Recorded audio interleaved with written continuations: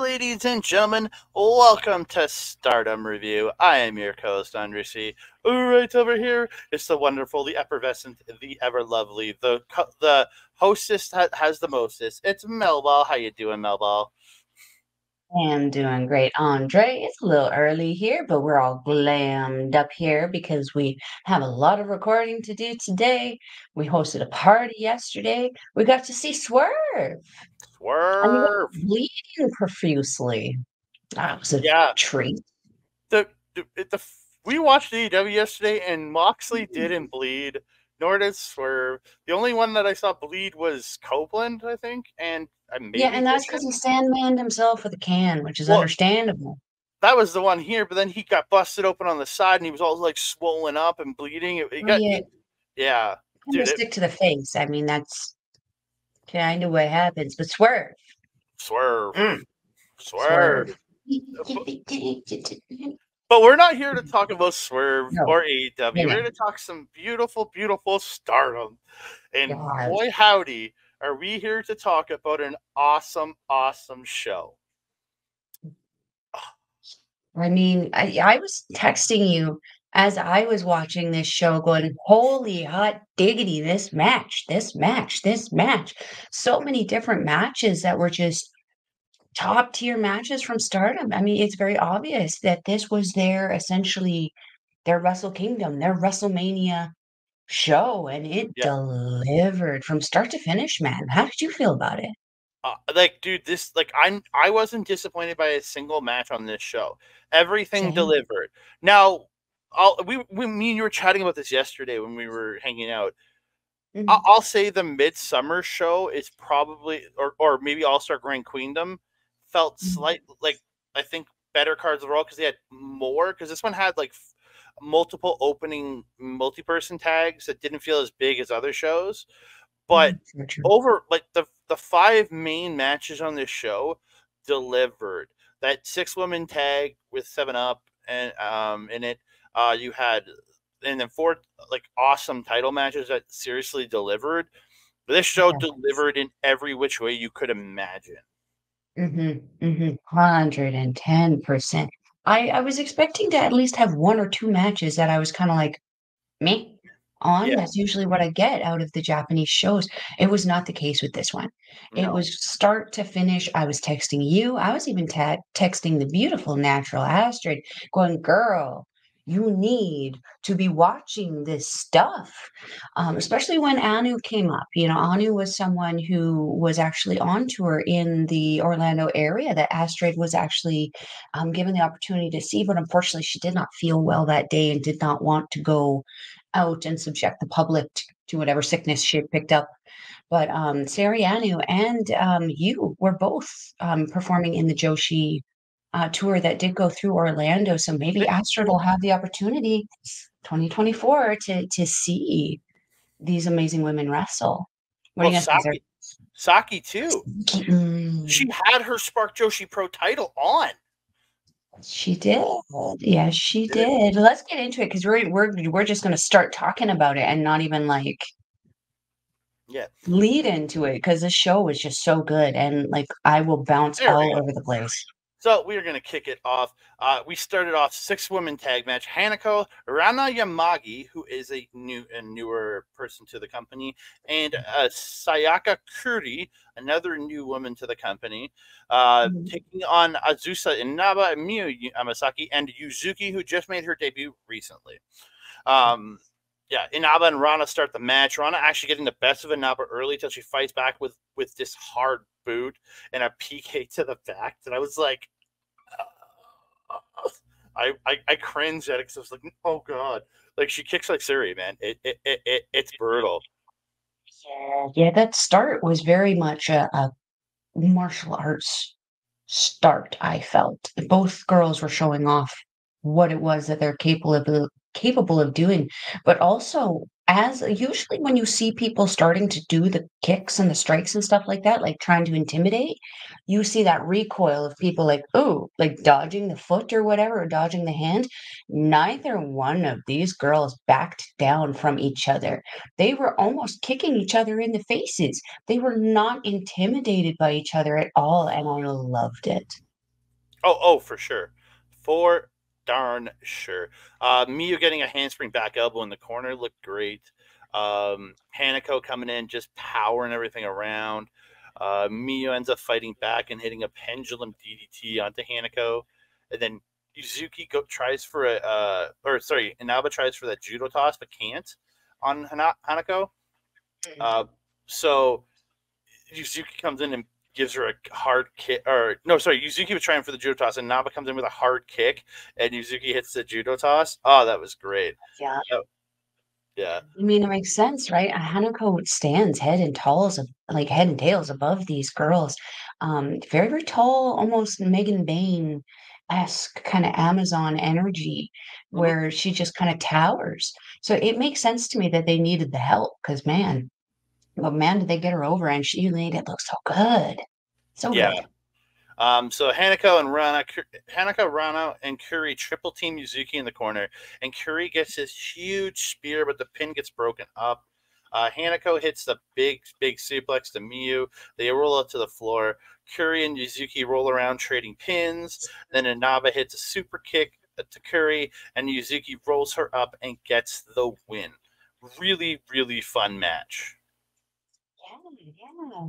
Um, I don't have a whole lot to add. You kind of took a lot of the notes. I really enjoyed this match for Miyu, especially because I felt like in her team in particular, she was very much showing that leadership that she needed. She was directing traffic for both Inaba and Yuzuki. I had to double check how to say her name. She was directing traffic for them, and they were doing it beautifully, very much flowing. The three of them very, very well together. It was very impressive. Really liked seeing that from Mio, especially with all the kind of chaos that has been coming out of Queen's Quest recently. You know, having lost the champion or the champion, the what am I trying to say? The captain, that's the one. Losing the captain for a hot minute with Utami, and then also as arguably the second in command in Kamitani. They kind of been floundering a little bit on their own.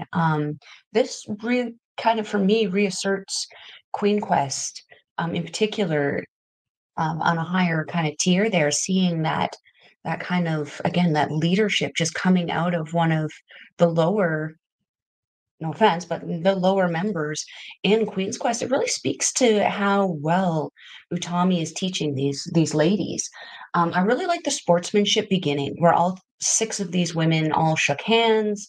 They were very, pleasant with each other. There was no bad blood there yet. Um, but give it time. These girls are just starting.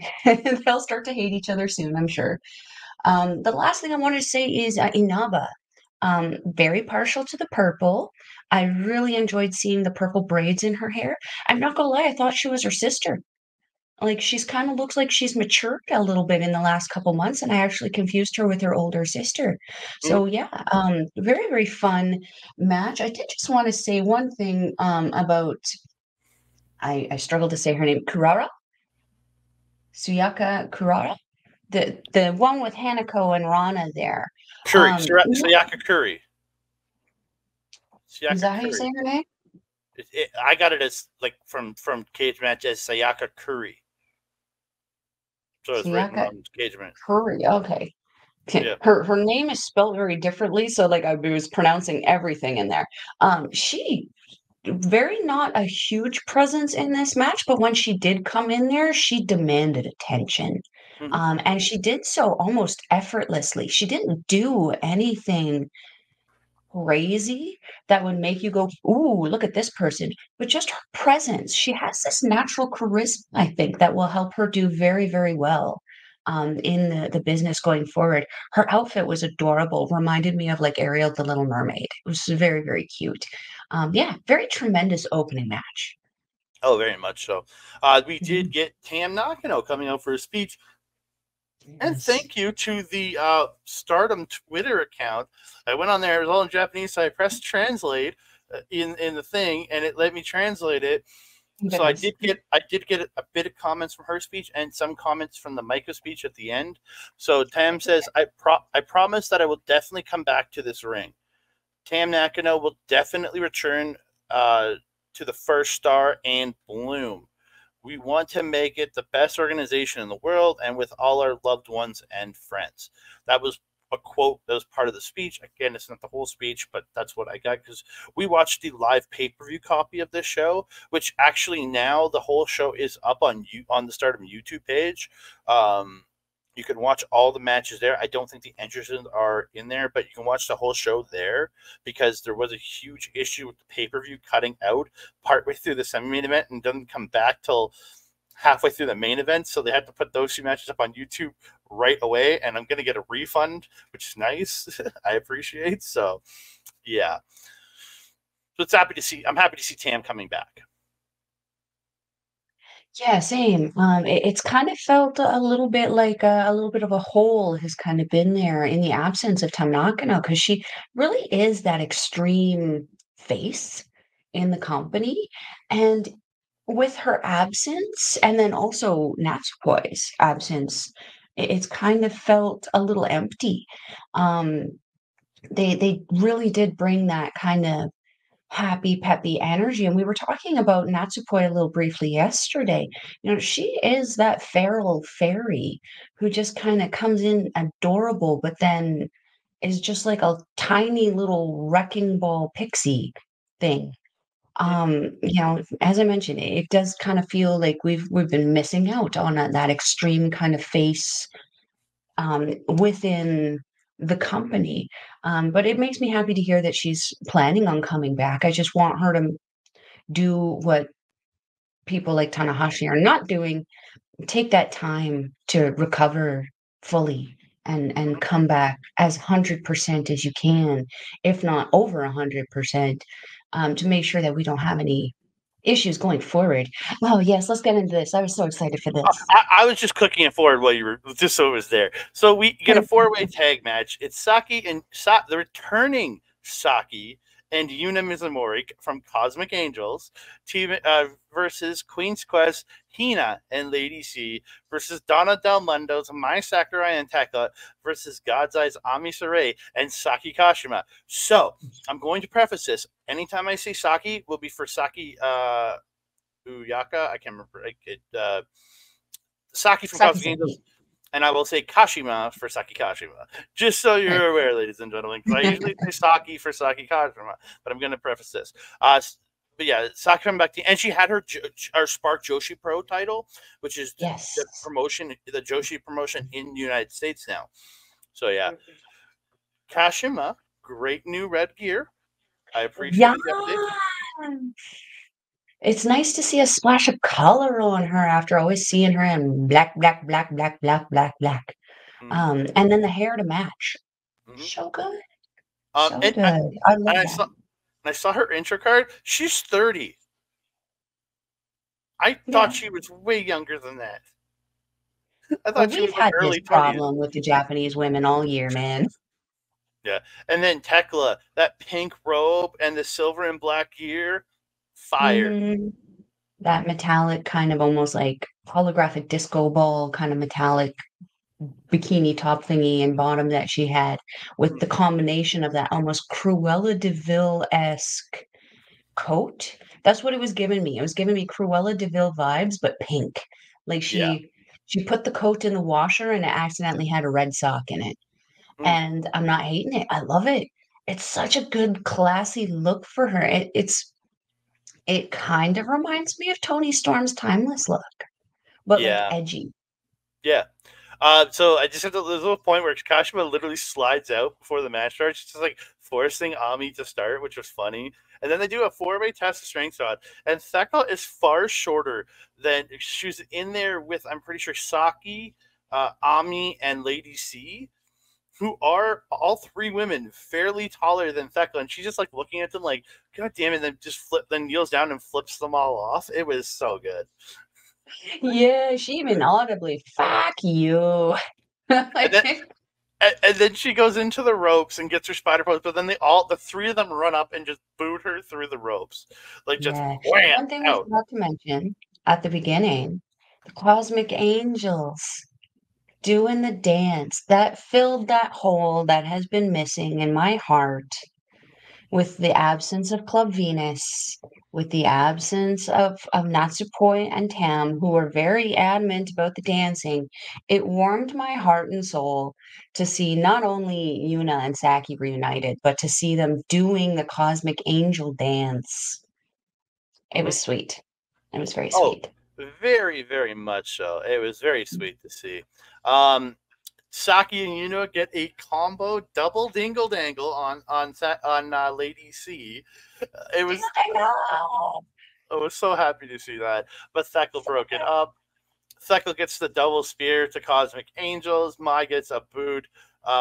Gets a boot to or gets both of Cosmic Angels in the Paradise Lock, both Yuna and Saki in there. But and then they step back. They pose with like on them, but then Queen Quest interferes. But both the Queen's Quest gets dropped to hold it into Cosmic Angels to break the hold. It was great. And then Perfect. Thekla gets Hina over the ropes with the leg choke, and then Mai like pushing her boot into the face of Hina. Lady C gets Mai back in the ring and goes a spinning. Looked great. So Yeah. I'm gonna jump to the end here. Ami and Yuna lariating the hell out of each other over and over, but then Yuna hits a big ass lariat, dropping Ami, which was the surprising one. good. Then Ami comes back with a suplex. Mirai comes with a suplex and hits a Mirai style flip lariat where she jumps up, hits the lariat as she flips, but she can only get two. She hits the blue thunder bomb to Yuna, and she gets the win. Very much a good win for Mm-hmm. this girls. It was a very surprising win that for me. I definitely felt that there were other people who, already have the titles, so they could have been, a shoo-in. But like we've been watching Thekla kind of pick up some losses as the Artist of Stardom champion or one of the Artists of Stardom champions for the last like couple of months. So this is something that I'm sadly becoming used to. Which Mm, I don't think is a good thing. They are the Artists of Stardom champions. They should be picking up something more.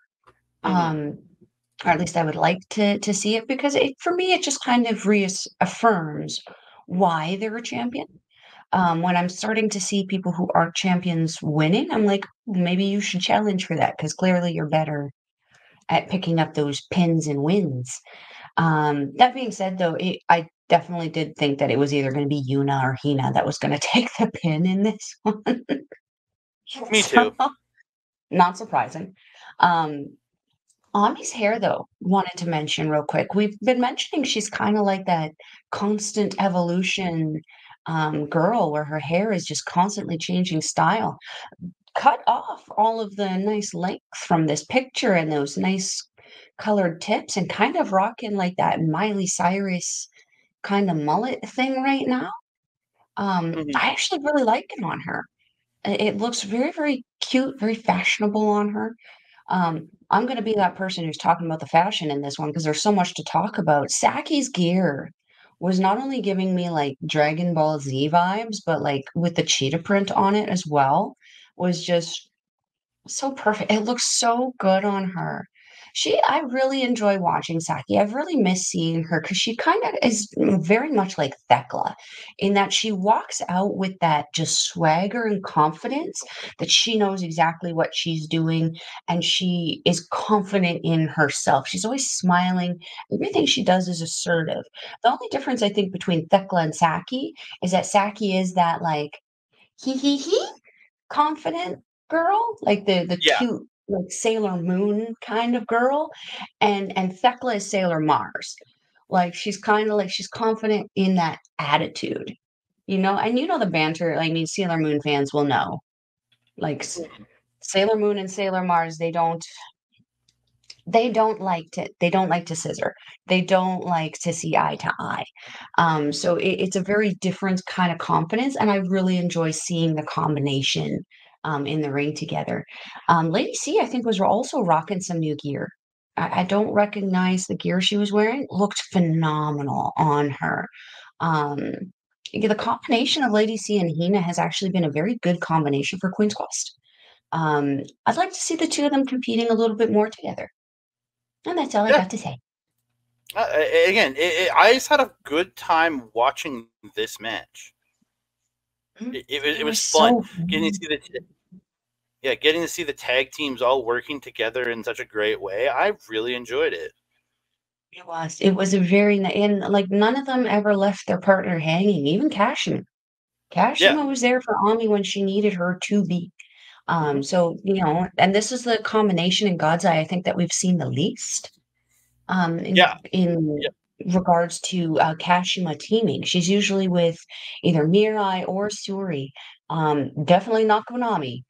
Um, and I think Ami has kind of like almost kind of felt like a third wheel, fourth wheel in that kind of relationship. So it's nice to see the two of them working together and very cohesively. Yeah. I really enjoyed it. We Hmm. move on. Another eight woman tag. It's Oedo ties Fukigen Death, Rina, Ruaka, Starlight Kid versus Stars Hanan, Hazuki, the returning Mayu Iwatani, and Saya Iida. Like I said, she came back a couple matches ago. This is billed as the Mayu Iwatani return match, even though she showed up at another. She was on another show. So what was billed as is her return, right? So whatever. I like Hanan and Iida's new entrance jackets. Very very nice.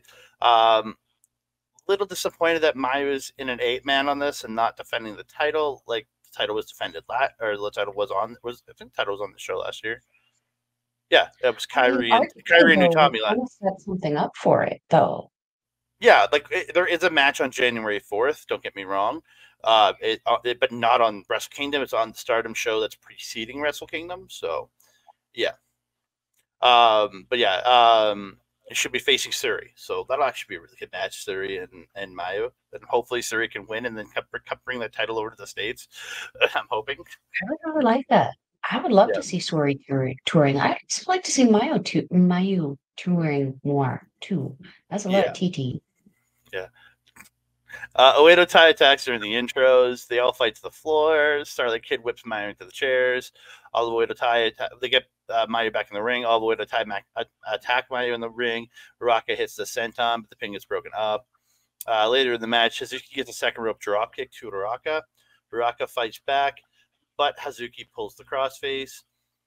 But Starlight Kid breaks that up. Hazuki gets the double crossface on Starlight Kid and Ruaka, which looked really good. But Rina and Fuki break it up. Hazuki gets a double MX to Fuki and Rina. Queen's Quest then all do the quad boot wash and running boot the ropes. Uh, Iida comes in with the speed chops to Ruaka on the ropes. Ruaka comes back with the running cross. Starlight Kid tags in, hits a top rope high cross. Iida and Hanan hit the double axe chop and then hit like their version of a high low. It looked really good to Starlight Kid. Fuki's in at one point and she gets Mayu in the corner.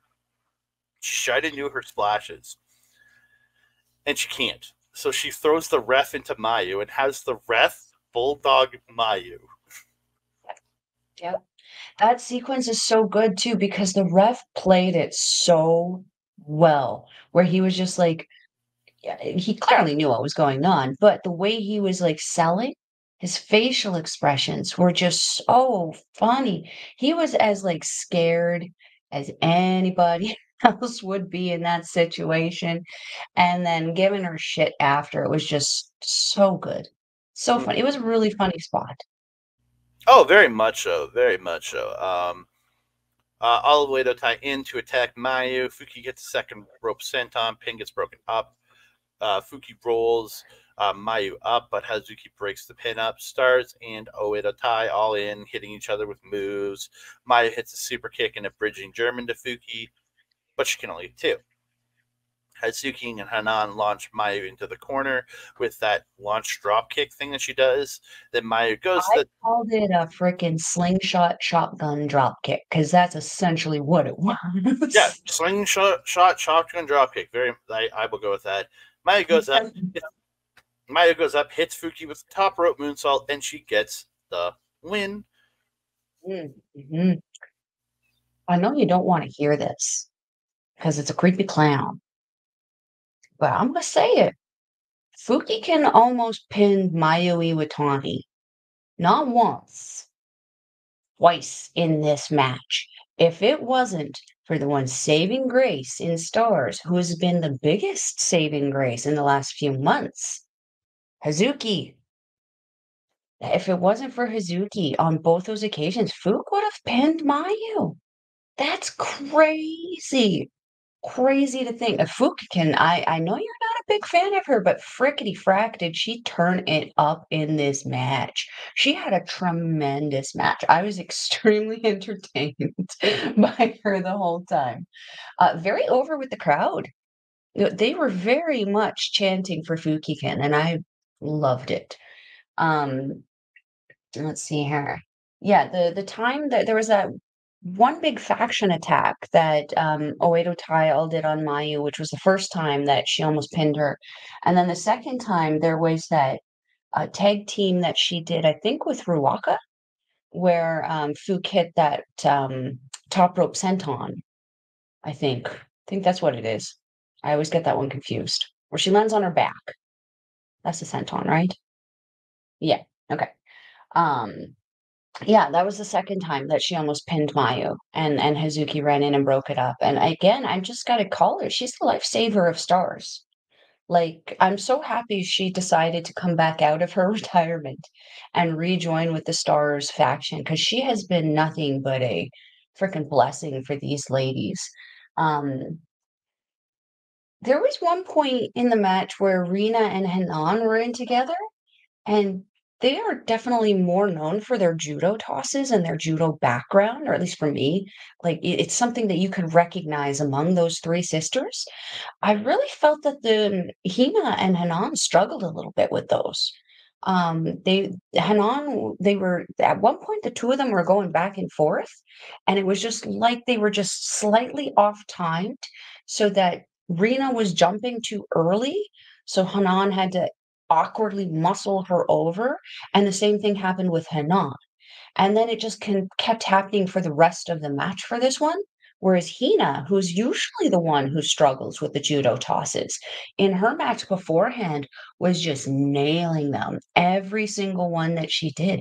It was interesting to see the turn of luck for these three sisters.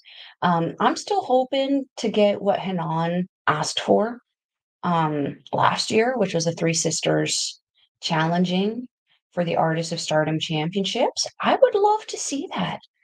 I mean, we know who's going to retain, but I would love to see it because it would be a phenomenal test for these three girls. They're at three different levels, really. And it's so interesting to see where they are. And I'd be interested to see what the three of them could do with those Artists of Stardom champions. Because, man, Giulia is someone you want to learn from. Thekla is someone you want to learn from. And now my Sakurai has come out of nowhere and just dominated. I'd love to see that. Otherwise, this was a really, really fun match. I really love seeing Oedo Tai. Love hearing their music. It was really, really good 8-woman tag. Yeah, I really enjoy this match, and again, Stars in a way to tie. It's a forever rivalry. It is. Yeah. So we move on to the team of my Hoshirai, our Mei Mei, Mina Shirakawa, and Shuri taking on, as I have dubbed them, 7-Up Express, Nane Takahashi, Yu, and Azumi. Well, Azumi as the Express took. She's fast, so I figured that was so. Great pose with Azumi standing on the knees of Yu and Nane. I like that when she's standing on their knees before the match. That was great. In the pose. It was so cute. Yeah, Nane and May start the match. They're going back and forth, but Nane gets her by the hair, throws her by the hair, but May back up, just going high speed. attacking Nane. May and Azumi do like a ring around the Nane spot where they're both just running around Nane. But Nane picks up Azumi and uses her to like boot May in the face. Like she like runs her feet first into May. 7-Up Express then triple team May, and Nane gets a 2. I'm gonna jump around through parts of the match. Suri and Mina are in. They're taking turns kicking Azumi in the back, and I was just like, oh! Like Suri's got the most devastating kicks, but Mina's got some like solid kicks, and then they hit the double drop kick, and Suri gets a 2. Azumi gets a suplex on Suri, tags in Yu, who crushes her with a senton. Yu catches a chest kick, lifts her up, goes for a power bomb, but Suri slips down into an octopus lock, but it did get broken up.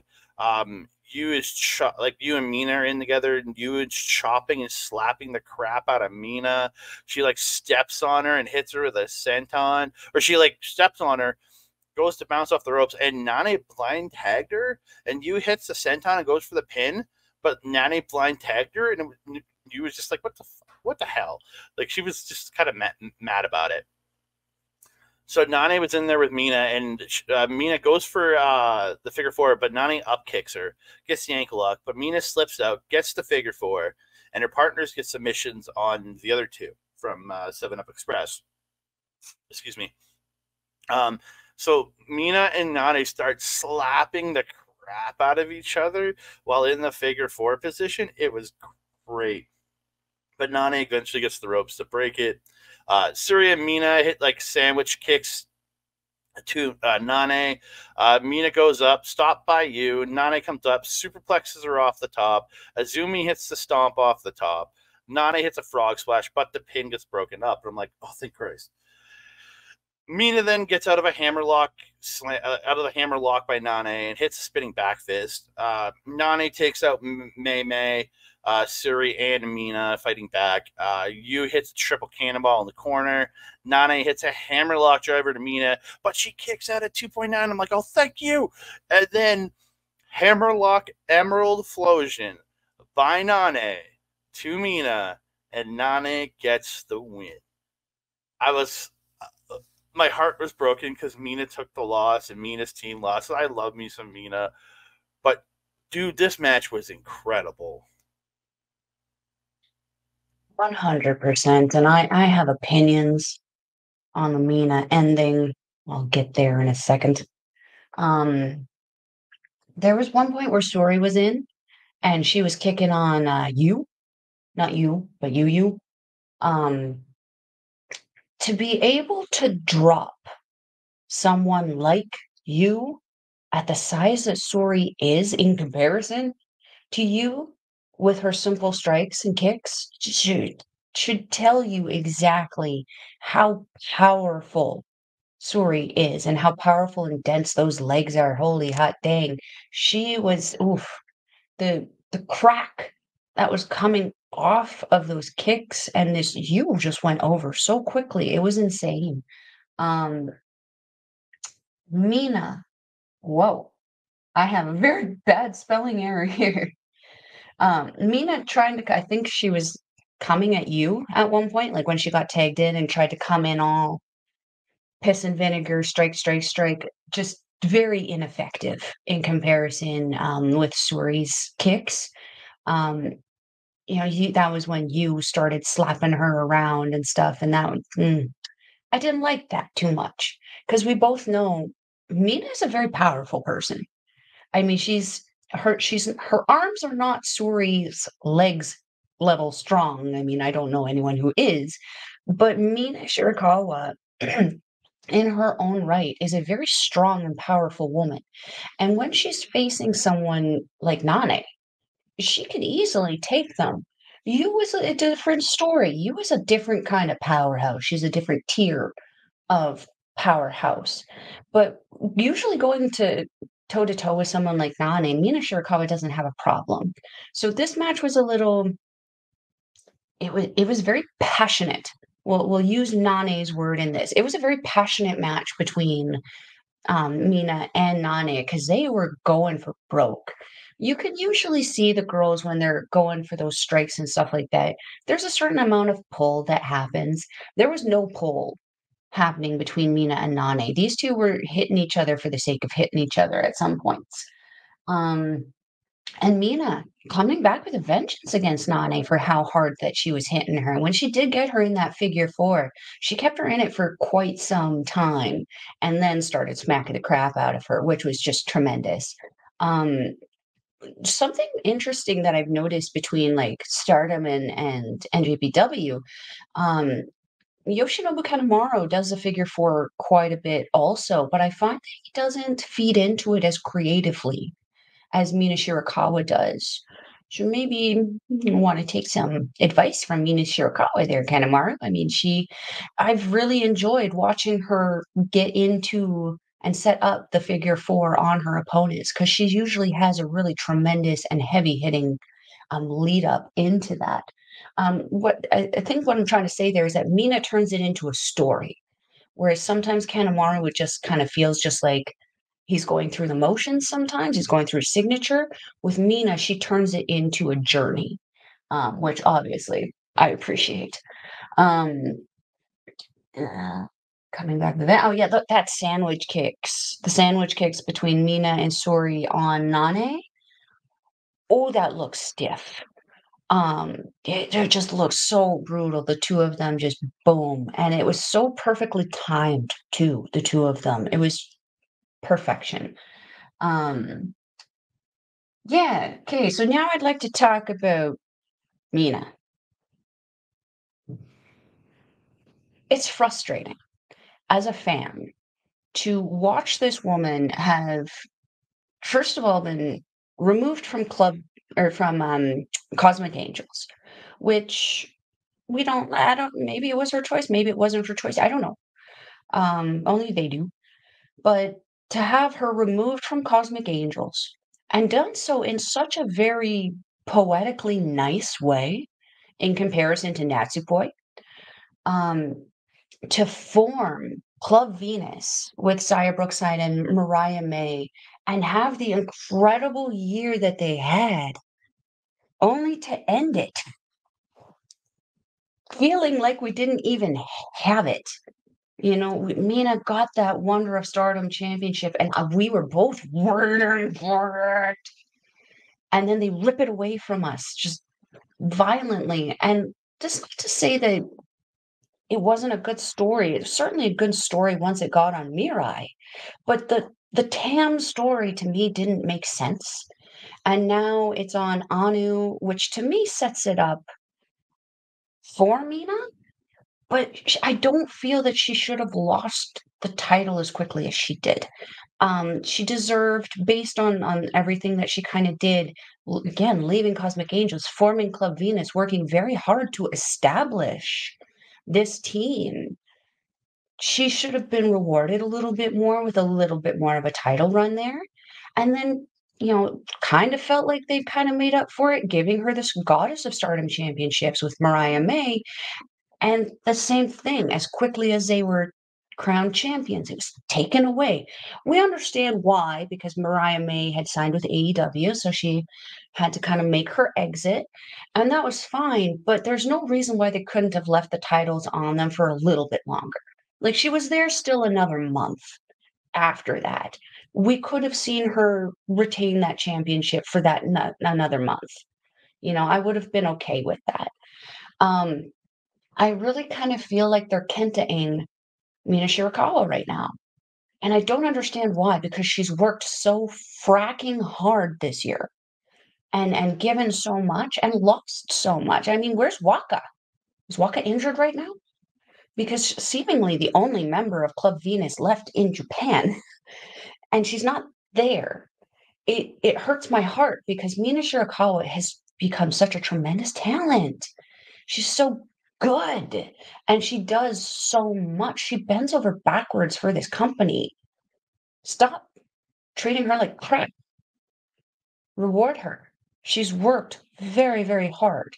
I wouldn't say that she's like a high speed thing. I wouldn't say go after May May, but like I think that the next challenger for the Wonder of Stardom Championship should be Mina Shirakawa, unquestionably.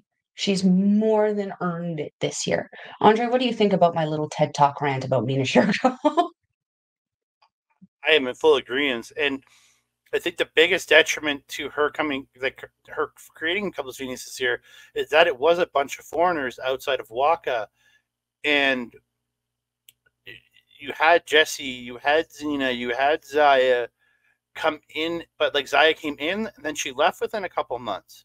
Xena was in for a hot minute, then she was gone. Jesse was in for a hot minute, then she was gone. May was the only consistent person other than Waka there with her, and then she left. But again, I don't shame any of these women because you have other opportunities, go take them. But like, I think they need to establish full timers into Club Venus more than just Waka and Mina, and that's what I think will help build this faction forward and get them their banner on the wall. I mean, I volunteer as tribute. I know you do. I know the frickin' dance. I can do that. You're already ahead of I'm Waka. halfway there. I'm already further there than Waka. And you have some wrestling training, so You fall down pretty good. I'll try really good if you hit me really hard. If you hit me in the face, I will definitely cry. So we move on. Goddess of Stardom the goddesses of Stardom tag title match. Aphrodite, Saki Hamatani, and Utami Hayashishita, who did win them in the vacant title match against against Maika and Megan Bayne. We didn't cover that show. I apologize. Life just got in the way, and we needed to take a little bit of time off for our personal health. So we did not get to cover the big Nagoya Big Winter show. But yeah, that's where they won the titles, and that's also the show that XL challenged them on. Or gold. I'm going to call them Gold Ship because I like that name way better. I like Gold Ship better, yeah. Yeah. Really cool bull mask on Tora's hood. That looked awesome. And then She looks like the Shredder. And Utami's new gear. Fire! Both Aphrodite and Utami's new gear are just so. No, Saya's looked exactly like her old gear. You keep saying that, and I'm like, bruh, hers was green. It was emerald green. It was UE green. Her new gear is all gold. Yeah, but it doesn't look any different. There's no design change. It's exact same thing with color swap. The fringe. Yeah, but it's just a color swap. Is all it is, and that's why I don't like it. No, fair enough. I feel it makes her look more like what it is that she calls herself. She calls herself the Golden Phoenix. She has a lot of gold now and a lot of gold fringe. I feel like when she's running around, especially when she puts her arms out with the dingly danglies on her arms, she looks like a phoenix. She looks like a bird. So I feel like it works really well. But Utami's gear is just so good. It's cut in the right place. It's strappy in the right place. It looks so good on her. So good. Excuse me. Sorry, I had to burp there. Utami and Momo start. Tora interfering to help Momo, but Saya ends up coming in. They send them to the floor. Saya goes for her springboard dive to the floor, but as she comes up to the rope, Ruaka whips the case at her face, and she goes crashing into the ring. Oh, yeah, that was brutal. And somebody was distracting the ref on the other side of the ring. So yeah, it actually ended up not looking like crap. It was always Rina. Yeah. Yeah, that was a crazy spot. Tora throwing Utami into the chairs and Momo throwing Saya into the chairs on the floor. Back of the ring, some battling goes on with Utami. Saya comes in, but Tora comes in for the double team with Momo, but Saya gets the meeting of the minds and hits a double Rana into the double drop kick and gets a 2 count on Momo. Beautiful drop kick and then Northern Light suplex by Saya Kamatani for 2. Utami and Tora battle back and forth at one point. Momo and Tora double team. Momo hits the half and half suplex, but Saya comes in and attacks Tora, but is dropped. Tora hits the cannonball to Saya and Utami in the corner. Looked great. Utami goes up, but is attacked by Momo. Tora backdrops her off the top. Momo with the running Meteora. Tora hits the second row frog splash for 2. Transitions into a guillotine choke, which looked really good. While Momo has Saya in the crossface chicken wing, but Utami fights up. And like Momo literally took Saya to the floor in the submission, which was I liked that there. Utami had gotten back in control, hits an air raid crash. Tora kicks out at 2.9. There's a name for it. It's in the Strong Spirits game. I just don't have it. I didn't have it written down for her air. She has a special name for her air raid crash. I just couldn't remember it when I was writing this out, and I forgot to get it. Utami tries for the hijack bomb, but Momo comes in, and she missed Utami, and they double team her. They hit that suplex up into the sit out spine buster, or the Alabama-style sit-out spine buster, and Saya Kamatani makes the save because she dove in and like just barely got a hand on Utami, and the ref stopped the count. I was like, Yeah, I had to watch it back a few times, and I also recorded that, I think, and sent it to you, and I was like, this was freaking cool. But yeah, she barely got her hand in there because at one point I was like, why did he stop counting? I didn't even see her hand creep in there. Utami didn't kick out, and all Saya did was like touch Utami, and it was like, oh, that's the pin.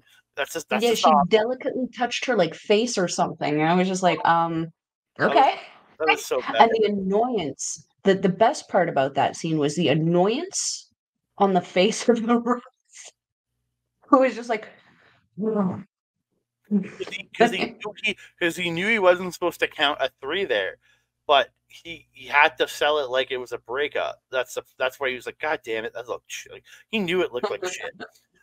Tora hits a swanton, but Utami kicks out at 2.9. Saya fights back against XL, and they hits a wheel kick, sending them to the floor. Saya finally hits her springboard splash to the floor onto Olive Oedo tie, getting her revenge back for the case to the face. End of the match, though, Magic Killer by Aphrodite, and you could hear the Japanese announcers yell "Magic Killer," and I'm like, yes. And the bridging German by Utami, but Tora kicks out at that last millisecond. Utami hits the hijack bomb, but Momo breaks up the pin. Drop kick German suplex combo from Aphrodite to Momo, and Utami hits the torture rack into the torture rack bomb to Tora as Saya Kamatani hits the Star Crusher on Momo, and they both get on top and pin their opponents. 1, 2, 3. Aphrodite retain the titles. let's go, let's go, let's go. I was so happy. So happy. But man, was this match freaking killer. This was really when I started texting you and Astrid quite a bit throughout this. And Astrid was just like, these girls, I need to start watching the show more. Kamitani really fighting for her life in this match, though. She's not typically the smallest person in the ring, but she sure was in this match. And I felt that it showed how much she was fighting to kind of stay alive in this. There was a spin kick that she did, though, that was just so perfect. I believe she did it on Momo. But everything about it was just absolute perfection. Everything looked so good. She didn't mess it up. She sold it perfectly. Momo sold it perfectly. Was so damn good. That cannonball by Tora, though, on Aphrodite in the corner. She's so good at hitting those cannonballs and those crossbodies. Something that I feel she's definitely picked up with her teaming with Momo, but also with her teaming with Ruaka. That's definitely something I really enjoy them doing on that bottom rope there is that cannonball follow up with the crossbody. That it was a guillotine, is what you said? That she got on Utami? Is that a yes? I'm guillotine choke. Yeah, it's a guillotine choke. There's other names. Yeah. I know it by the MMA terminology of guillotine choke. But yeah. Oh, okay. Yeah, because I wrote down Dragon Sleeper question because I didn't quite know, but I know the Dragon Sleeper is like a different one, right? When you're pulling somebody back from laying on their front, you're pulling them back and getting your arm. Yeah, that's why I was confused. It was like the same thing, but the person was facing the different way. Iida does the Dragon Sleeper. Yeah, yeah, yeah. Yeah, I felt that that submission looked so good, and she had Utami in that for a hot minute. I actually started to get very concerned that that might be the end of the match there, because that's oof. We've seen some matches in the past with Stardom here end very suddenly with submission, tap out. So I was really scared for that. The last thing I have here is when Momo hit the mist on Utami in the corner. I thought it was done. Um, Especially with the follow up, the suplex waiting for Tora into a wait. Yeah, the suplex into a waiting Tora for the body slam. I sent you that move too. That was when Kamitani got in there and broke up that pin. Holy heck. That move is so good. So good. I sent that to a few people. Um, yeah, this match was just tremendous. I was so happy to see Utami and Kamitani back, but also repping the company, Goddess of Stardom champions. Um, I'm not gonna lie though. I feel like Tora combinations of Tora and Momo, combinations of Tora and Ruaka have been chasing those Goddess of Stardom championships for a hot minute. Like I feel like every couple of months we see Tora and Ruaka or Tora and Momo challenging for these belts and just coming up short. To which I say, clearly they are valuable people in these companies that you keep giving them the opportunities, give them the opportunity to lead at some point. Because man, these two, especially Momo, she I've said it all year. She is supremely overlooked for how good she is, both performing her stuff and taking stuff from other people. She's just on that next level. I would like to see her rewarded a little bit more. But Tora has also just been such a menacing presence since returning from that knee injury.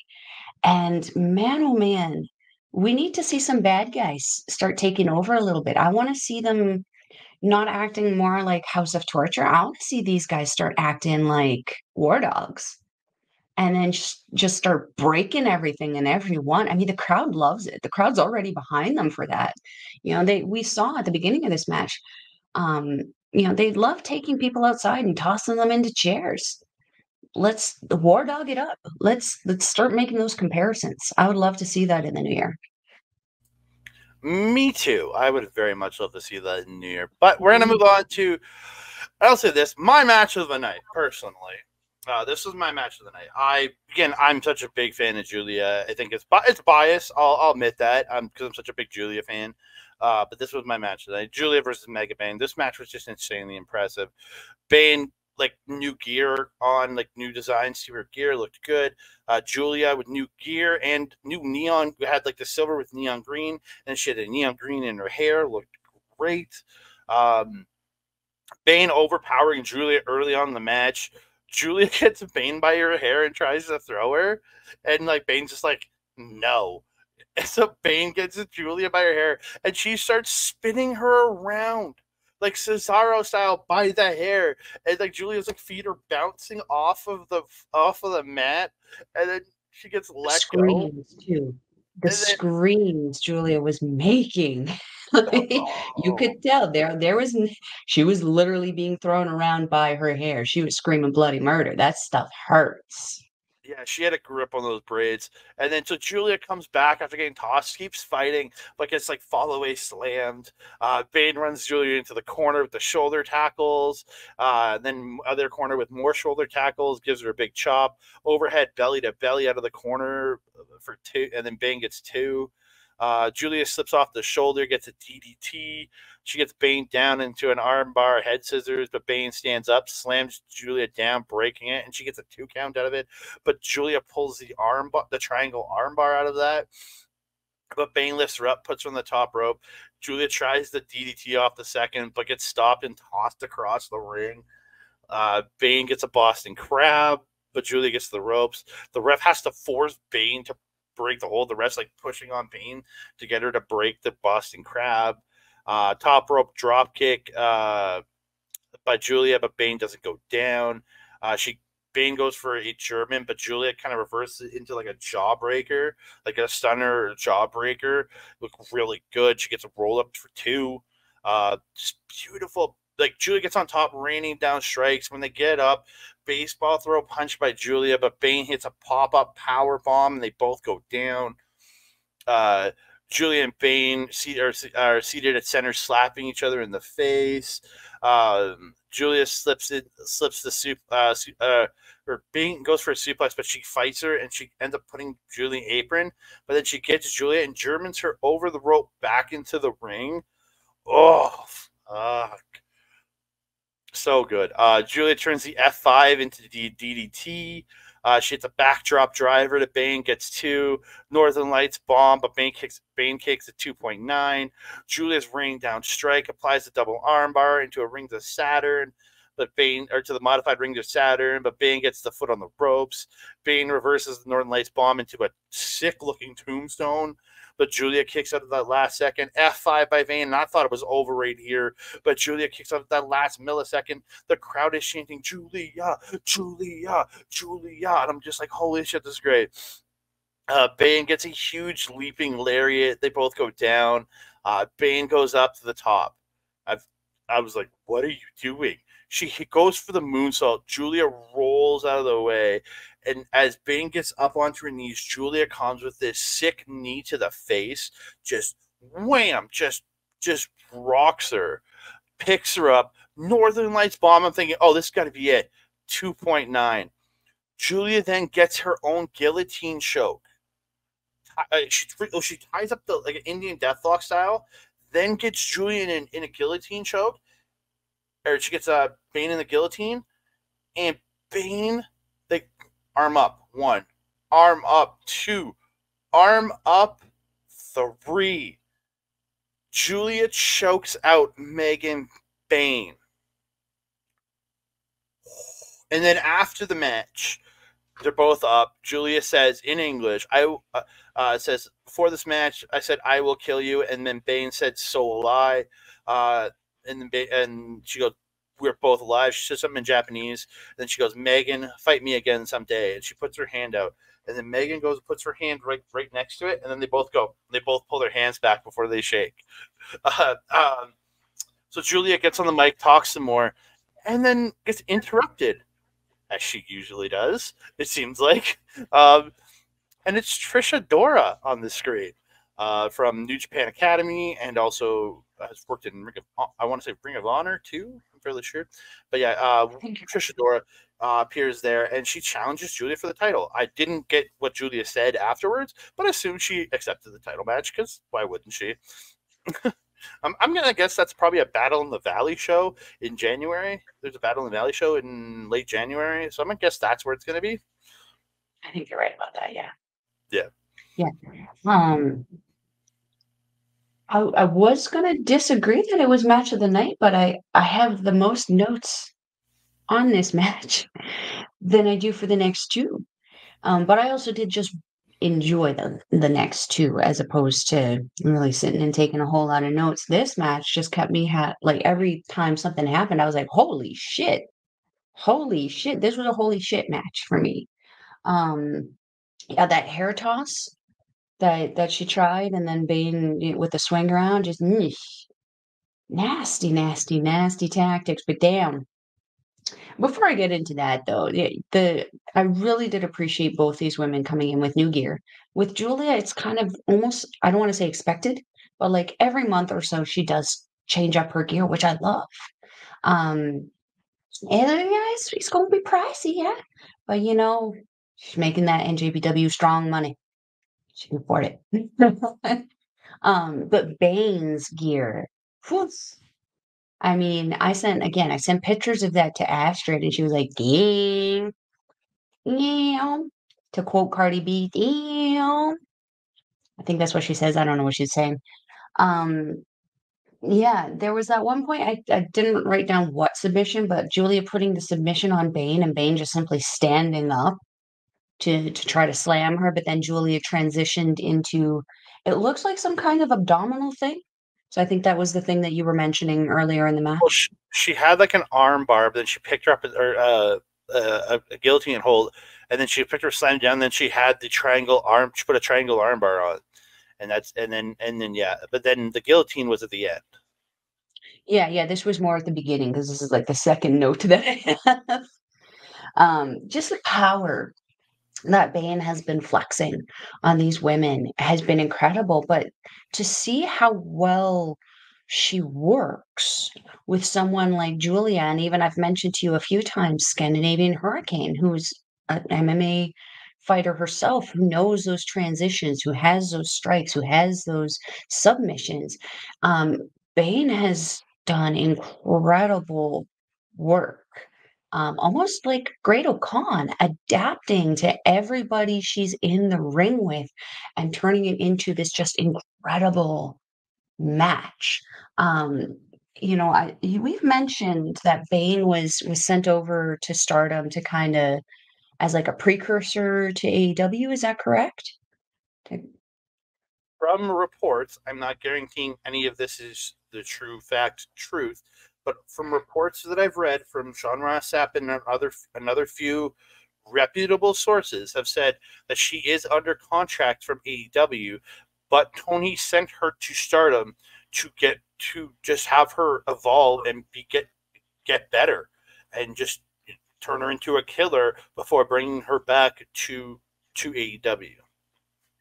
I'm just gonna go ahead and say it. You not only succeeded, you went above and beyond because, and I'm sorry to say it, because I'm a fan of both of these women. After what we saw on the pre-show for AEW with Willow and Statlander, I'd say Bane has worked herself to a level almost above those two. She's performing so good. I would love to see Megan Bayne debut in AEW and challenge Tony Storm because I feel like the two of them would have a banger of a match. And it's mostly because Storm knows the Stardom work. I mean, we saw that yesterday with her work with Riho. She did incredible in putting on a Stardom style match with a lot of, we'll say, North American flavors in there. There was a dash of it, but I feel like Bane, what she has learned over in Stardom has made her extremely, extremely more so. I'm gonna go ahead and say more so than some of those other girls. You know the ones I'm referring to. I'm not a big fan of some of those mean girls. They they can't wrestle like Bane. No. They would get obliterated if they were put in a legitimate like wrestling match. The AEW, you guys gotten some pretty lucrative people. Just advertise about it so we can fracking see them when you guys are coming to our area, please. Doofuses. Um, there was that one point where yeah, Giulia did that Cesaro suplex off the bottom rope, yeeting Giulia back into the ring from the apron. Just so good. It's amazing what you could do when those ropes are tight. Um, The snap suplex that Giulia did on Bane was so sudden and so quick and so good. Again, just Bane just went over like butter for her. It was so good. It made Giulia look so strong. And I feel that's what this match overall did for Giulia was not just make her look smart in being able to out wrestle Bane. It made her look strong in that she could contend with Bane on the same level as Bane's strength, if that makes any sense whatsoever. Um, Now that driver that Giulia hit on Bane, getting her into that double armbar submission was just again just speaks to how good of a transitional wrestler that Giulia is because she can do those power moves, but then she can also contend with people like Sori and have those submission style amazing transition technical matches. Um, oh, yes, the pile driver. I was like, this wording doesn't make sense. The pile driver that Bane did on Giulia was really sudden. I really liked it, but she set it up and delivered it so effortlessly and so good. That it looked, there's sometimes where people hop off a pile driver and I'm like, oh, sweet Jesus, they didn't get their chin tucked in time and they look like they landed right on their head. It was so quick, but Giulia knew exactly what to do. And this is what happens when you have someone who's so experienced, like Giulia, working with someone so knowledgeable and just good as Bayne. It just was the perfect combination match here. Um, yeah, that huge F5 that Bayne performed on Giulia, I also thought it was done there because she yeeted her really good. She got distance. She tossed her halfway across the ring with that thing and then had to run across and follow up with that pin. So, yeah, I have to actually probably agree. This was probably match of the night for me. It's such an incredible match. And for the NJPW Strong Women's Championship, I mean, wow. That's high expectations in the next year to come, my friends. Yeah, like I said, match of the night, absolutely incredible. I want to see these two go at it again. I really do. And again, there's always then there's the question: Giulia? And the talk is that Giulia is ready to go to North America. Her contract isn't up until March, so she'll be around till March. But like, who is she going to drop the title to? If Tony wants to leave Megan Bayne over in Stardom for another little while, give it to her. And even then, that means she can come back and defend it on EWTB, and it's a traveling title for that company. It's the American title. So I mean, Tony is a shoe-in for me because, she does have a special place in no, my no, no. heart because she is a Stardom alum. I mean by Tony Khan bring to Oh, keep her either yeah, keep you her in New need to Japan. clarify. Yeah, if Tony Khan keeps her in New Japan or keeps her over in Mhm. Japan, give her that strong title, and then he can bring her back to have strong match to defend the title on AEW shows if he wants to, and because it's the American title, so you can do whatever you want with that belt. If Bayne put it on Bayne, she can travel back and forth. Like I mean, I would like to see more of the Megan Bayne route taken mm, by AEW people. I'm not gonna lie. Send over Ruby. mm, Send over Soraya. Let them be humbled a little bit by the Japanese women, and then send them well, back. not even that. Like send over like you have Billy Starks. You're signed Billy Starks. She's working Mhm. in ROH. Send a Billy Starks over, who sadly has been announced not to be coming to LPW in January because for some odd reason.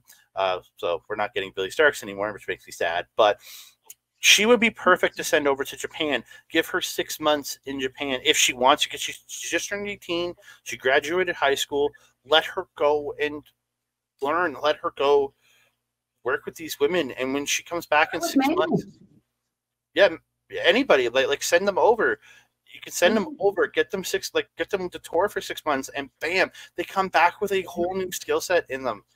I think Megan Bayne is the perfect example of using your partners in the best possible way to help get your people more experience. 100%. Because I would also love to see Statlander come over here. Hmm. Well, again, Statlander could really use that. Like, not that she's not bad. Not that she's bad. I just think she could use an evolution in her character, and coming to Japan and getting to work that strong style would very much help that. But Absolutely. And the exposure. yeah, we are going to move on to the Wonder of Stardom Yes. title match. It's Mirai defending against Seira Anu. Anu sends Mirai out immediately, hits a baseball slide. She goes to the top, but Mirai moves out of the way of the dive. Mirai goes back in. Mirai tosses Anu off the top onto the apron, and she gets a tarantula on the ropes. Then she gets a rolling flatliner for 2. Anu gets a top rope drop kick, gets a figure 4 head scissors, but Mirai gets to the ropes. They're trading, kneeling strikes on their knees at one point. They work their way back up. Anu unloads, but Mirai hits a lariat. Then Anu hits a German. Then Mirai hits a lariat from behind. The back and forth from these women was absolutely incredible. Backdrop driver, and then a hammerlock belly to belly into the bridge for the pin by Mirai for 2. Anu cuts her off up top, hits a run off the top, hits a bridging fisherman, and then for 2, and gets the straight jacket chokehold, but Mirai gets to the ropes. Anu goes to the top. Mirai gets her knees up on a splash. Mirai hits a SS Columbia with Michelle, which is actually the second time. There's another spot she hit it in, but I just, trying to not run every single spot in the match. She hits the SS Columbia with Michelle, gets a butterfly lock into a pin for 2, then into the modified ring to Saturn, but Anu fights to the ropes. Another SS Columbia with Michelle. Mirai hits a lariat, then off the shoulder, then in the off the shoulder slam for 2. Anu rolls her up off the lariat reversal for 2. But Mirai comes back with a Death Valley driver for 2, then hits another running lariat for 2. Like, they're going to move, pin, move, pin, move, pin, reversal, pin, move, pin. And it was just like, yeah, let's go. Aces high by Mirai, but again, she could only get 2. Anu turns the Death Valley driver into the Poison Rana and Saguri, and Anu hits a triple Germans, but can only get 2. Mirai hits a short arm lariat for 2, but then Anu hits a dragon suplex and hits a headhunter for 2. So Anu picks her up. I thought she was going for a tiger driver. She didn't. She crossed the arms behind Mirai, picks her up, Japanese Ocean suplex into the bridge, and Saori Anu is your new Wonder of Stardom champion. Koji! Koji in the house. Oh, big sigh. It's a burden today. Oh, we had to have Koji pop in for one of the last shows of the year to say hi to everyone. Say hi. Machine Gun Chops. Holy heckin' crap, this match. Lanu making short work of Mirai in the first little bit there, taking her to the outside, leaving her out there for a little bit. I was concerned, clearly rightfully so. Um, yeah, I did not like I am happy it got out of the way, but they mercifully on this show didn't do a whole lot of these 19 counts that I hate. This was the only match that I recall having it, or at least the only match that I was like, that sucked. But it was well done, and it was not done in a way that's been annoying like it has been lately. It kind of made sense into the story of what they were doing, and they didn't do it again, which made me happy. Um, yeah, these women that, yeah, and just to sum it up, they went in on each other. They were just hitting each other for everything that they had. It was literally a anything you could do, I can do better kind of situation where Mirai would give her the hit and Anu would serve it back just as heavy, and Mirai would serve it back just as heavy, and Anu would serve it back just as heavy. As you mentioned, like the suplexing, the just the reversals, the go back and forth. It was like I suplex you, you suplex me, you suplex everybody. It was crazy how in on each other these two were going. But man, the evolution, and we've mentioned it, well, I've mentioned it every time we've talked about Anu, her evolution this year, going from someone who was so bland and just emotionless and expressionless in the ring to this over animated, amazing, just full package wrestler has been a real treat for me to watch. Because this time last year, I was supremely underwhelmed with Anu and everything that she was doing. I don't think she was here this time last year, actually. But when I saw her at the beginning of the year, I was very underwhelmed by her. I didn't understand why there was so much excitement behind her. Now I understand. This is a tremendous complete package wrestler, and I'm very much looking forward to see what the next year has. Um, there was one point Mirai was just transitioning like a mofo, just sweeping into every submission that she had. She ended up, I wrote down that butterfly lock. Just again, Mirai, the quiet riot, this woman. She's that silent person who just shows up smiling, wrecks shit, and leaves smiling. Like she's so good at what she does.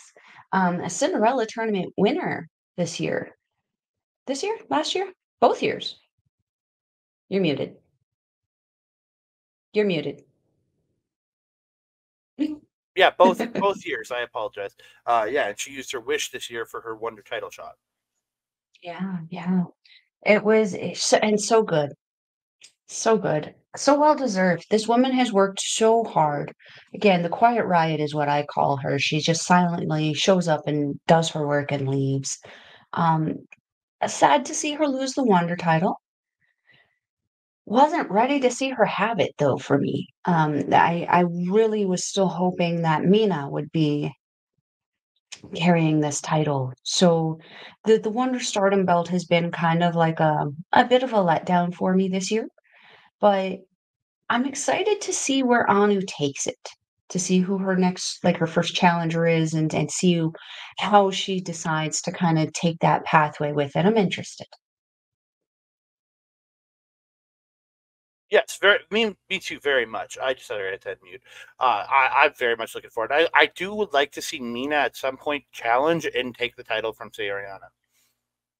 It would make more sense now too. Cosmic Angels Club Venus have not been seeing eye to eye. So particularly Anu has been like a blind little minion for Natsupoi and just not liking Mina just simply because Natsupoi doesn't. So and Natsupoi was in Anu's corner for that match. Mm-hmm. So yeah, maybe I would like to kind of see that, see what happens. Yeah, We me need too. Walker back though. We do need Waka back. So we move on. Main event of the evening. It's for the vacant World of Stardom title, which Tam Nakano did vacate, which she did show her at a point during this match, watching from the crowd. She was watching this because she's kind of going to scout. Who am I going to be facing when I come back? Who am I going to be challenging? Great new gear for both women. Like both look great. But Maika with the big old bruise on her left leg. She had a big old bruise on there. Oh yeah, that thing was the size of like a grapefruit.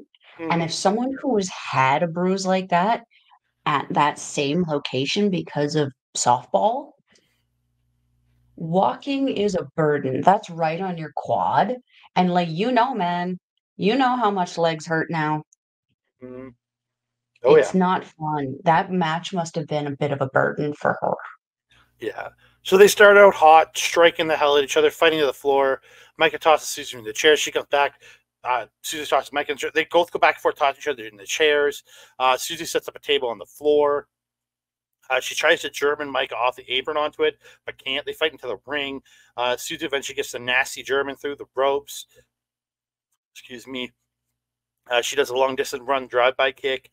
Micah gets a rear naked choke. Suzu gets the ropes. Suzu hits a stunner on the apron to Micah with the fighting on the apron, and Micah catches her as she comes in for a kick. Lifts her up, goes for the power bomb to the table on the floor, but Suzu stops it and Rana's her off, and she hits the table and bounces off. It cracks the table, doesn't completely break. She bounces off and keeps going forward, and oh, that looked brutal. Like, oh. Yeah. In the back of the rings, Caesar gets a spin kick to the head, goes up. Micah cuts her off. Micah hits a superplex off the top. They're both laid out. After a series of reversals, Micah hits his giant lariat. Suzu reverses another lariat into a Spanish fly for one. Micah catches Suzu with a power bomb for one. Suzu hits a German to Micah, but she pops right back up and hits a backdrop driver. They're striking each other at center, and they both smack each other at the same time. They drop each other. Um, they're exchanging strikes at set. They back up and they're exchanging strikes at center again. Micah drops Suzu and hits her with the triple suplex. Judo sweep for two by Micah. Micah puts Suzu up top, but Suzu fights out and hits an avalanche German suplex off the top into a bridge for two. Then transitions up, hits a rolling chaos theory for another two. Micah then tries to power bomb Suzu, but she slips off, kicks, and just up kicks Micah, or like she was for a running power bomb. Suzu pushes herself off, and Micah falls to the mat, and then Suzu just up kicks her in the face. And then Micah, then she comes running at Micah. Micah catches her, hits her with a Michinoku driver. Suzu attempts to reverse another attempt she gets her up on the shoulder, returns to the attempt, and hits her with the poison Rana for two. Micah hits the discus lariat for two. Suzu hits the tequila shot, but then Maika kicks out at the last millisecond. Maika hits his sick-ass headbutt, hits the power bomb, off the shoulder sidewalk slam, but can only get 2. Michinoku driver 2, 3 times. And Maika is your new World of Stardom champion. I wanted Suzu to win, but I am not disappointed because this match killed, and I know Maika will be a great champion. Yeah, buddy. I'm not crying, you're crying. I was so excited for this match. And it was one of those matches where, like, I was confused. I was cheering for both of these women. These are both my favorites. I mean, Suzu Suzuki was my pick of person to watch for 2023 last year, and she went ahead and won the 5-star Grand Prix to own or to get this opportunity at the red belt to main event the main show, the biggest show of this company.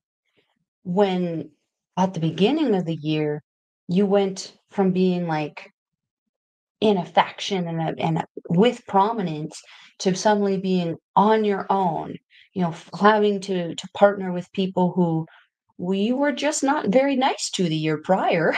Like in Micah, in people like Seira, and seeing Crazy Star team together really did evolve Suzu in such a perfect way that set her up perfectly for this match. She gained so much fandom with her year working with May, working with Bayne, working with Micah. The 4 of those women, you and I were saying, they could form their own faction and be unstoppable just because of the variety of styles that they have on there. You got May, who's at high speed. You got Suzu and Micah, who could be that powerhouse tag team who have that strength and power, but also the technicality and just that brutality that Suzu has. But then you got Bayne. That's a world champion contender right there. Well, I guess now Micah is. Um, this match, though, was just from start to finish confusing for me because again, I didn't know who to cheer for. I was cheering for both. It was heavy hitting. It had those kind of hallmark hardcore deathmatch undertones in what Suzu likes to do with the weaponry and the table and the chairs, but also the just straight power that both of these women were known for. They kept it in the ring so much, which what I'm not used to with Suzu. She did take it outside, but usually Suzu takes more of the match outside. Micah made sure to keep it in the ring, and I absolutely lived for it. I would love to see these 2 go again. For a title or for without a title, I don't care. A grudge match, I don't care. I just wanna see these 2 fight again. That confetti fall for Micah was just near and dear to my heart. Made me feel so good. But then seeing the after bits where Giulia had to come in and roll out Suzu, take her to the back, and poor Suzu, she was so sad. She was so emotional, Oh, crying. I don't think I've seen Suzu cry. no, I've got that stuff here in a second. So, Mm. Go for it. Go for it. thank you to Twitter again for the Twitter translate because Stardom's Twitter put up a couple quotes from Micah's speech here, and I did. I got them. Hit the translate button, and bam, there they are in English. So, Micah, which is just a Suzu Suzuki. I finally won the red belt on my 4th attempt. Suzu Suzuki, I thought I never wanted to see your face again. This can't end, can it? Is this one win and 1 loss? So let's fight again, you idiot. She called her an idiot. And then I Giulia. was gonna go ahead and say that this is a term of endearment for women, just putting out there because my best friend, I call her bitch all the time. It's a loving thing. Okay. But then Giulia helps Suzu Suzuki to the back, and they even turn and look at Maika in the ring when they're walking up the ramp together, and they're both staring down Maika. And then Giulia turns with Suzu and leaves. So, and she never came back. So I was like, Okay. Could this be a fractioning of DDM? And like, do you remember Giulia is leaving, or Giulia might be leaving in a couple months. So Mhm. this could be how they have Maika take over DDM. It is possibility, and I think she's ready to do it with this win. Take over DDM or just dissolve DDM and start a new faction? Because wasn't Julia the one who originally started Donna Del Mondo? Her and Suri, yeah. Yeah, sure. Like if Julia is leaving, I mean, it's much like the opinion of like Will Ospreay in the United Empire. What do you do? Do you redo a new owner? Does he maintain ownership over there?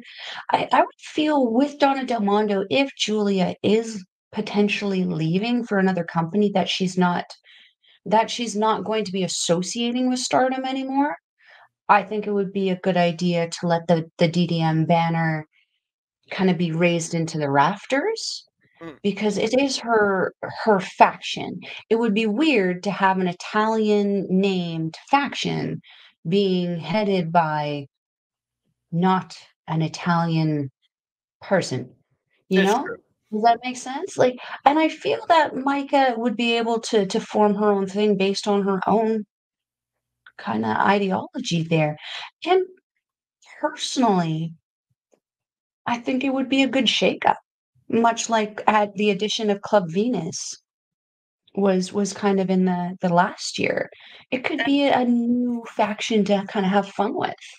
And from some teasing last year, I'd like to see DDM break up, and mainly Thekla maybe get brought over to the Venus side, because they had a little thing going with Thekla last year around Grand Queendom. You never know. She might, if DDM goes away, she might be more willing to hang out with some Venus people. But I wouldn't mind seeing Thekla do the Club Venus entrance dance. So Micah did have another quote after from her speech after Susie left. Since I'm wearing the red belt, I will lead Stardom into 2024. Uh, Next year will be Tam Nakano, Tamiya Ishishida, Saya Kamatani, and Giulia.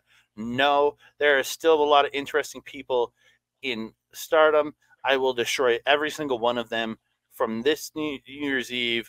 The era of the Empress begins, and I will make it my era. The Empress, I love it. I love it.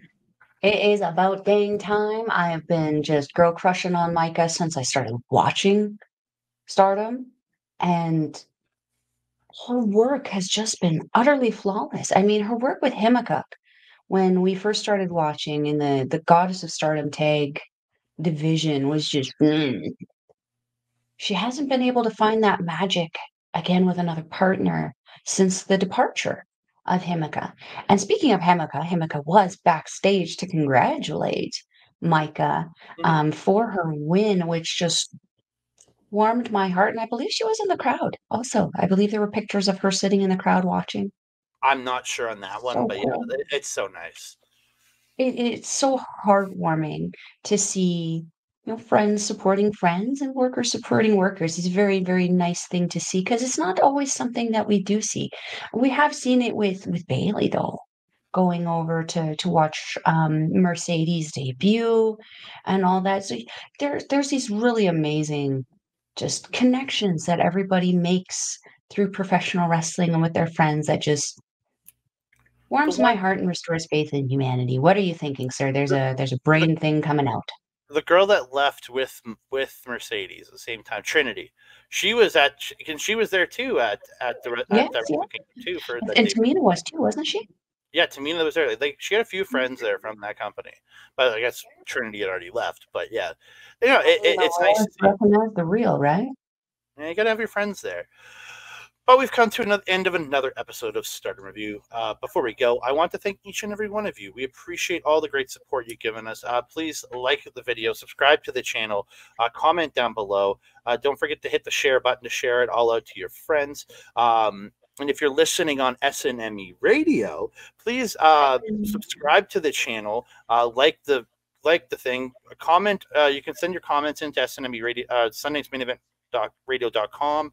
Go check them out there, and then you can send them stuff telling them how much you love us, everything. If you love us, please check that out. Don't forget to hit the notification bell on YouTube so you can be alerted every time we drop a new video. Queendom. Hello.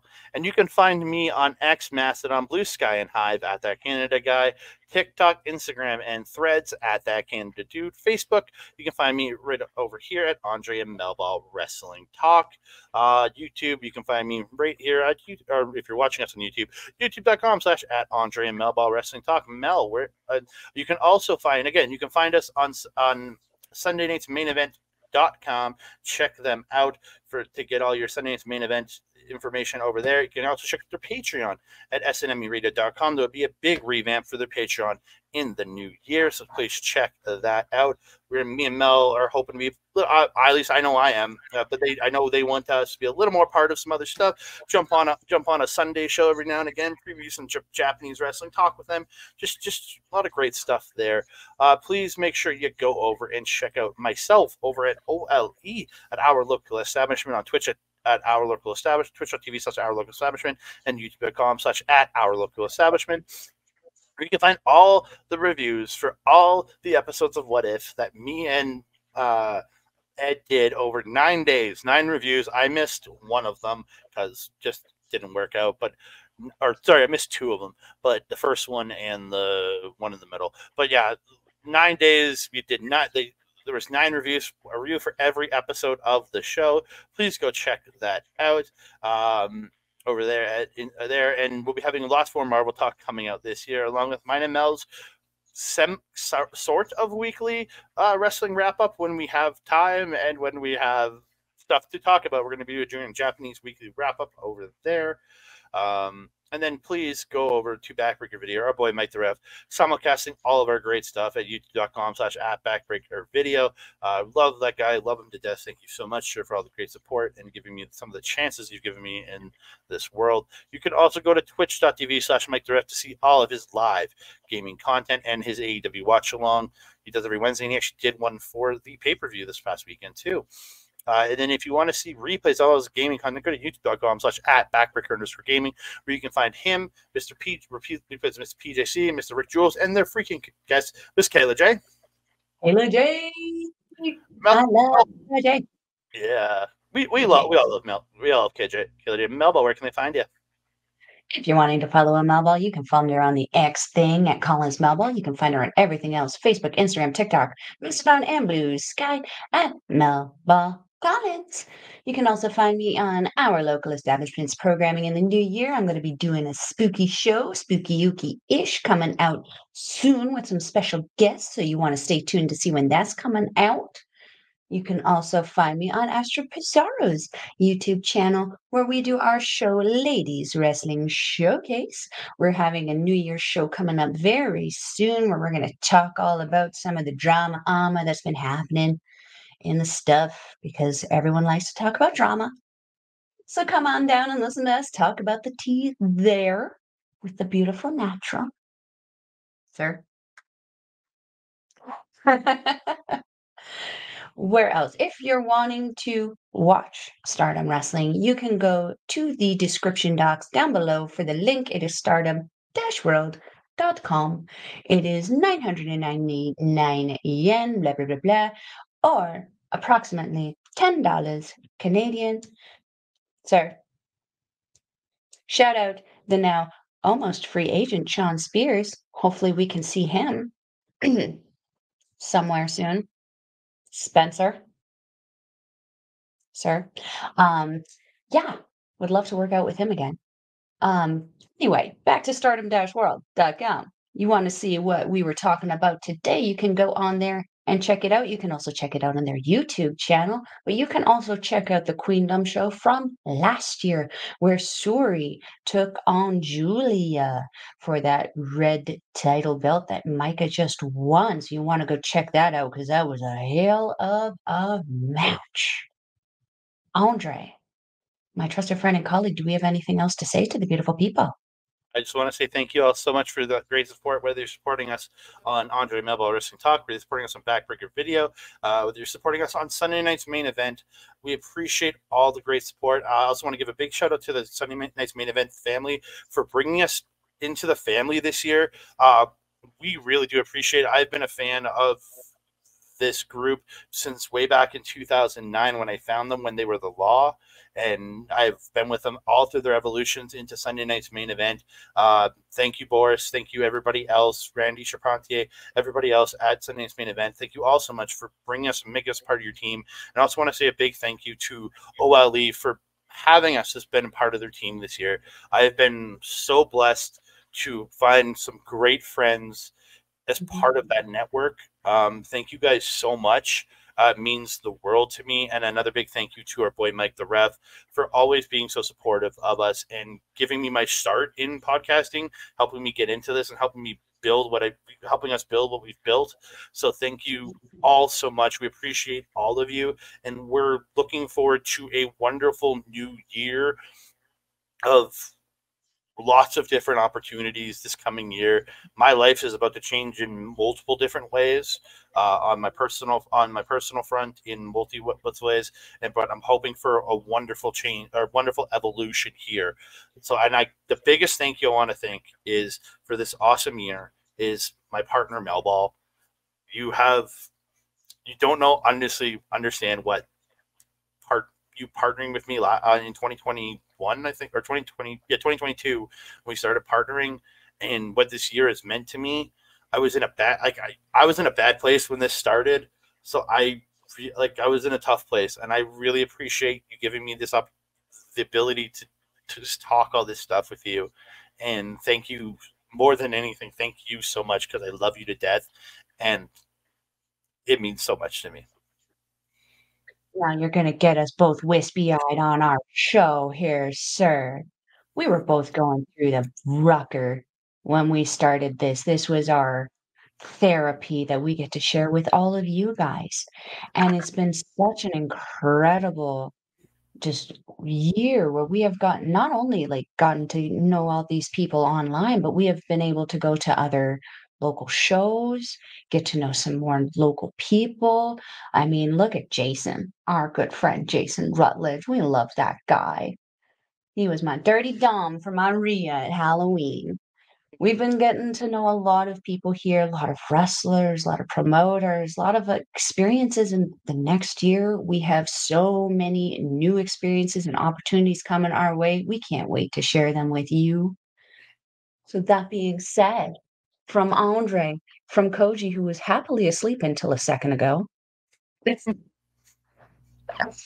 and myself here at Andre and Melville, say hi. Andre and Melville's Wrestling Duck. I am your Melba. Over there is Andre. And here's a sleepy Koji. We will see you next time.